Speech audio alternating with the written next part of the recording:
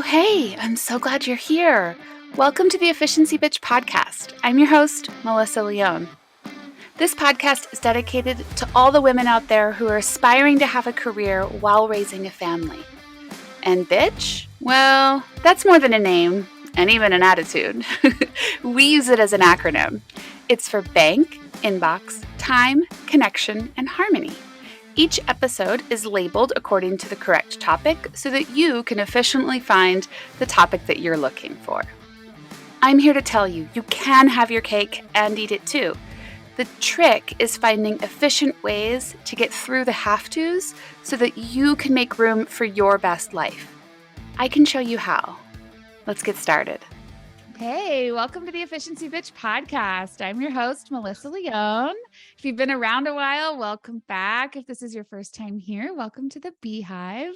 We talk about all things bank, inbox, time, connection, and harmony, BITCH. Like, see what I did there? So today's episode is all about connection, and I'm really excited to have Genesis here. I think you're going to love her. She hosts a podcast, has some really great stuff. Hi, Genesis. Welcome to the show. Hey, Melissa, thank you so much for having me. I'm so glad that you're here today. Let's start with an introduction, who you are, where you come from, and how you do life. All righty. Are y'all ready, folks? So I am Miss Genesis Amaris Kemp. I am a fellow Houstonian, Caribbean background. A little bit about me. I am the author of Chocolate Drop in Corporate America, From the Pit to the Palace. And I'm also the podcast founder and host, as Melissa said, of Gems with Genesis Amaris Kemp, where I like to focus on three core pillars, which are to educate, inspire, and motivate, while weaving in DEI and B. And for those of you that don't know, that is diversity, equity, inclusion, and belonging, because I truly believe that it takes all of us coming together to make this world a better place. Some people call me the mindset hacker. I like to call myself a firecracker, because you never know when you're going to pop, whether in a good way or a bad way, but that's life. And you just YOLO, because you only live once. I love it. Your show is so fun. All your sound effects that you do, it just absolutely makes me smile every single time. So hopefully you'll drop a few sound effects in here too, because it's absolutely hysterical. I love it. You're so good at it. That's great. So how'd you get started? How did this all come about? Well, it actually came about with me losing my dad to medical negligence. So my dad passed November 25th, 2020. So the day before Thanksgiving. And I just got, really tired of people's crap to just be on the nice side. And they're like, oh, I know how you feel. And I'm like, okay, do you? Because you actually have both of your parents alive. So how do you know what it's like to lose a parent? You really don't. Or, the cliche for those Christian people that are in my circle, oh, well, the Lord giveth and the Lord take it away. Oh, really? I did not know that. But thanks for sharing again. Or just general things where sometimes I just wanted someone to be a listening ear and a sounding board, and just, have not necessarily sympathy, but empathy with me, and just hear me out based on what I was going through, and not take it as a pity party, because what that did for me was I was already mourning the loss of my dad, because literally, y'all, we were like two peas in one pod. Boom. And when I lost him, it was like the other half of me was gone. But thankfully, I still have my mom. And I felt like, when life gives you that L, like, what do? Do you stay in that L, that loss, or do you have the bounce back to get those wins? And I feel with grief, it's a hell of a roller coaster ride. It's like, you just never know what it's going to be. And I feel like the only way to really get outside of my head was to talk into the mic or get on the paper and write. So it was healing for me internally as well as externally, so I could be in the position that I wanted to be in. I love that. I totally relate to that too. I had some stuff happen several years ago, and I turned to the mic. It absolutely changed everything. And I'm reading a book right now called Solve for Happy. Have you heard of this? I have not. What is it about? Mo something. I'll put it in the show notes. But he talks about the loss of his son, and 17 days later he started writing, and his book is phenomenal. And it just talks about all the different things that happen in our lives. And grief is a major one of them, in all the ways that we can show up for each other. And just the human part of connection, like it's not all about money. It's not all about time. It's not all about results, although those things matter. If you boil it back down, the human connections that come into play are really like what we're here for. That's the purpose. So I'm sorry for your loss, but I'm really glad that you turned it into something where you could help other people. Thank you, Melissa. And just for the audience, because I love to be transparent, is like it was that incident that set it off, because after that I had like death after death, with my grandmother passing 9 months and 5 days from my dad, and she wanted to be buried at the foot of my dad. So it was like reliving the whole thing again. Then went on a hiatus to the Caribbean to visit my family. When I got back, my grandmother, who was 99, passed 2 weeks after I came back to the US. Then just other things had happened. And I'm like, really? Okay, I'm trying to have faith here and live on faith and hope street. But I'm like, I'm tired of this damn Job season. Yeah, but But can then, we also remember that it was 2020 and the world was ending? And so you had mhm. that burden on you too. Like there's a lot of stuff there.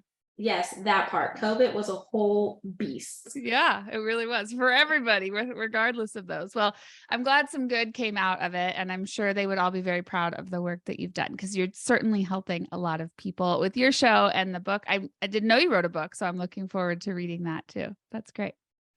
Excellent. She's showing it on the screen for those of you who are listening. It's Chocolate Drop in Corporate America. I love it. I can't wait to read it. All right. So let's talk a little bit about connection, because this for me is a section in my book that I write quite a bit about. I am a people person. They say I can make a rock talk. I like people. I'm naturally interested in them and their story, but I've also had relationships in my past where maybe I got interested in the wrong rock, so to speak, letting them talk to me. And I really had to bring back who I let into my bubble. And this quote came up in my life, that you become the average of the 5 people you spend the most time with. And I wondered if that has resonated for you, and if you can tell me a little bit about how you manage your average. So it does resonate with me a bit, meaning because they're like, who's in your circle and who you hang out with is who you become in a sense. So for me, growing up, sometimes I had friends from all over, but then whenever I realized some of those friends weren't going down the same path that I was, and some of the things that they were doing kind of made me cringe based on where I was going in my life. I'm like, okay, I need to reevaluate this friendship. But then you also don't want to be that snooty witch and be like, oh, you're too good for me or whatnot. But you just realize that life is having you gravitate in a different direction, and if you keep continuing down this path, it's going to get you off track in a sense. Mm-hmm. So it's like, okay, let me love these people from a balcony. I'm not saying these people are bad, but they're just not conducive to the lifestyle that I'm trying to condone. So loving them from the balcony is like, I'm going to be in connection with you still, but I'm not going to be all up in your business or all up in your house like I used to be, because life is obviously taking us in different paths. And then whenever I switched over and really started jumping off in my career, where I spent 12 years in the oil and gas and energy sector, it's like, if you want to get to a certain level, you have to surround yourself with people who are doing what you want to do and really build connection there. And it's not connection based on the WIFM method, what's in it for me, but I like to say, turn the me into we, what's in it for we. So because it's so important for us to not just build that connection, but how are we going to recharge that connection? How are we going to build upon that connection? How are we going to have synergies and partnership with the connection? Because if not, it becomes one-sided, where that individual just feels like you're attached to them to get something out of them, versus being attached to them where you could share and do life together. Mm-hmm. And I think that's both in personal and professional lifestyle. So I started changing my circle there, because I knew there were certain aspirations I wanted to have and achieve, but I wasn't going to get there if you kind of hang out with certain people, because they're obviously on a level plane like this, but you're trying to go up at an incline. So Yeah. who are those people that are your trailblazers? And it's not to say that you're better than that individual. It's just to say you're going through a repurpose in your life. Another thing with me is family. Sometimes family, they could be your biggest critics. because they may not always like what you want to like, but newsflash is the vision was given to me. It wasn't given for you to validate the vision. So I had to learn not to share my dreams and goals and aspirations with certain members of my family, because I knew they were going to come with their BS, and they're Mhm. like, oh, really? You think you're going to do that? And I'm like, yeah, I do. Without doing all like the sass with it, because I realized, okay, these people aren't attached to my vision, and my vision is obviously bigger than their mindset or where they think they can go, because they're on a different level, and that's okay. No ham, no cheese, no turkey, no foul play here. And I had to restructure there. And it came point where some of those family members stopped inviting me to different events, and I stopped inviting them to other events because it ran its course. Yes, we're going to still be family members because we're family members by blood, but that doesn't mean that we need to be joined at the hip. Yeah, I agree. I have a 12-year-old daughter, and we were having this conversation over the weekend about the people that you hang out with. And I'm an analogy person because it's how I think, how I learn. So I like replicating it. But I told her, right now, I'm driving your bus. I'm your mother. You are, following my rules, and you're living in my house, and you're in the passenger seat learning to drive this bus of life.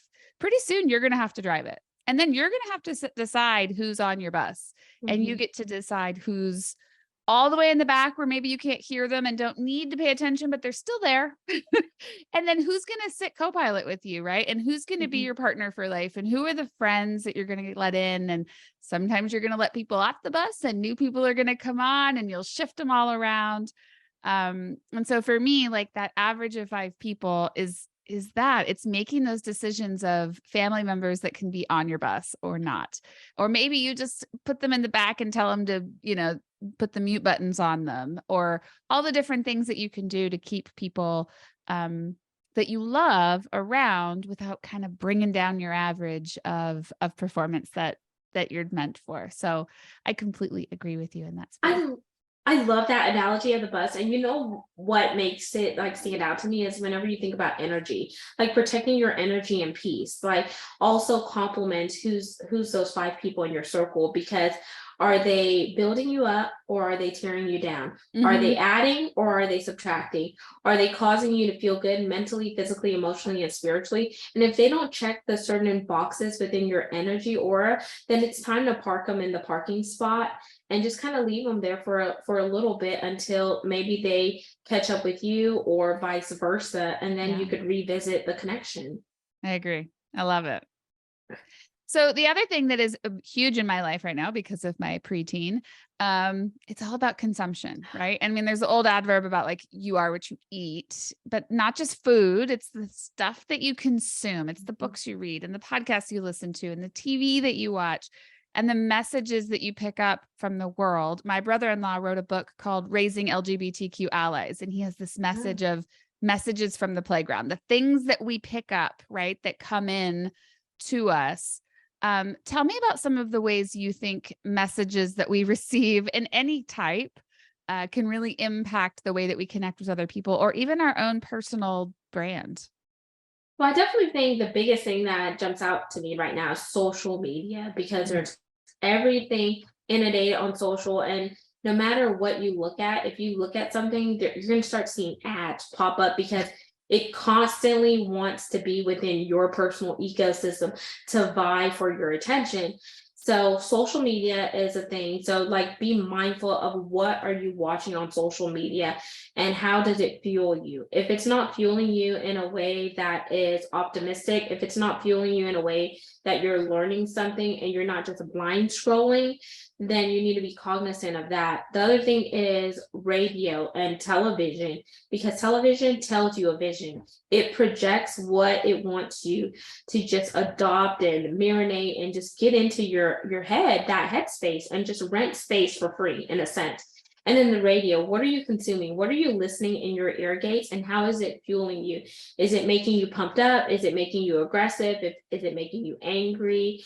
Does it make you sad? Because sometimes we listen to a song, but are we listening for the beat or are we listening to the lyrics? And I think that's the difference, because sometimes we feel good with the beat and the vibration, everything's going, but then whenever that song is done, like if you check in with your body and how you're feeling in that moment, sometimes you may feel tense, and you could feel that tension in your shoulders, your back, or whatnot, but it's because you allowed that junk to minister to you, not realizing that everything in your body is connected.